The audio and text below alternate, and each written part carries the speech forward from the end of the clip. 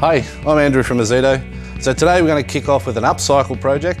So this is an old drinks crate that we're going to turn into a spice rack. So it was probably at the end of its days and we're going to bring it back to life. Some of the tools we're going to use are a jigsaw, circular saw, drill driver, a sander, and of course our one battery that powers it all, plus a few other hand tools here which you can find listed on our website.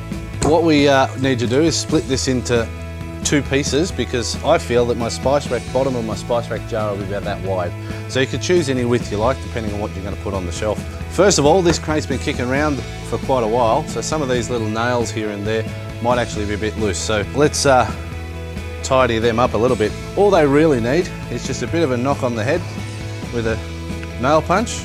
Give it a quick couple of taps till it sits a bit flush, and that'll hold it nice and tight again for us, almost like a new one.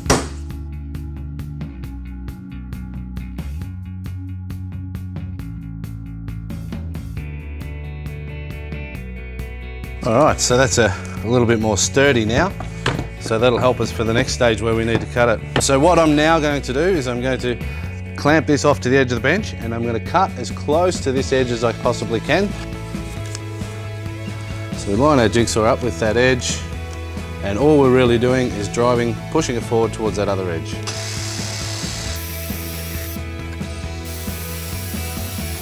We can already see it's starting to crack like an egg.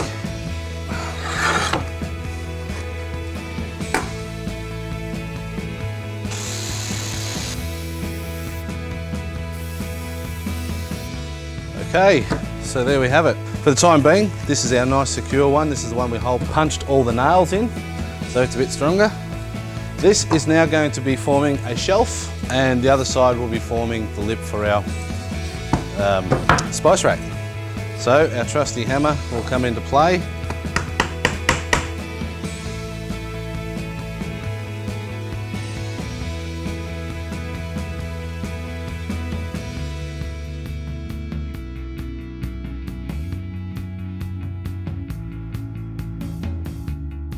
That's our soon-to-be shelf in the middle, and then the lip along the front, which will be half of that. Okay, so the next part is we want to put a shelf in here.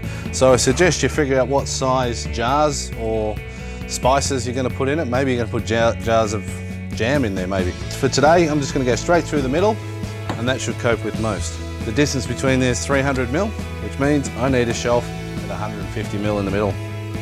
And that will be this one. It's too long, so we also then need to measure the distance between here.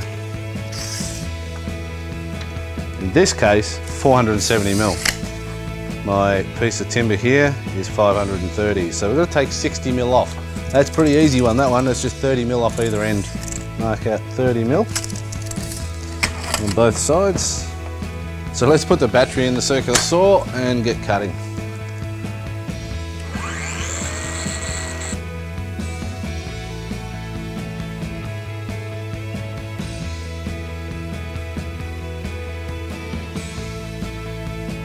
Okay, so that's going to be our shelf. So I reckon the best thing for us to do here is to slice that down the middle. So let's figure out the width of this timber and find the middle.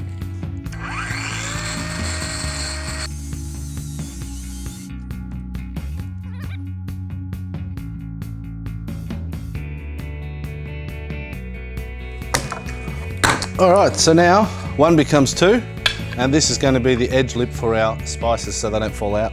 We said this was 300 mil before, and we need to mark it at halfway, which will be 150 mil. And across this side, 150 mil. Pop it into there, put another line on the centre of our shelf there. And because the timber is a little bit old, we kind of want to make a nice pilot hole for the screw to drive straight into the end of the shelf.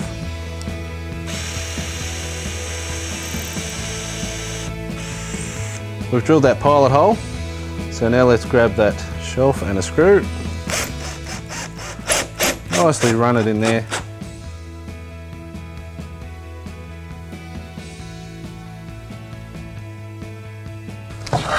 There we go, so there's the shelf. These are the same length as the width of the crate, so we can line it up. So we just need to drive it in through that nail hole. create ourselves a pilot hole. Change it over to the screws. Got the screw just in there.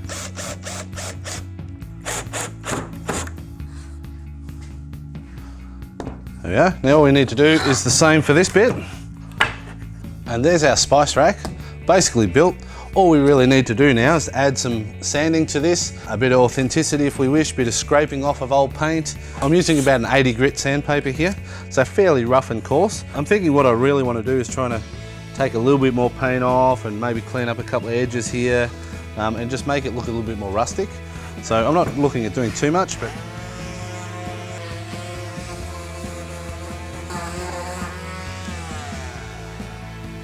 I like to use a chisel, but you can also use a scraper often, but a chisel sometimes gets a little bit of that paint, makes it a little bit more flaky in some spots. Just give that a bit of a tap out.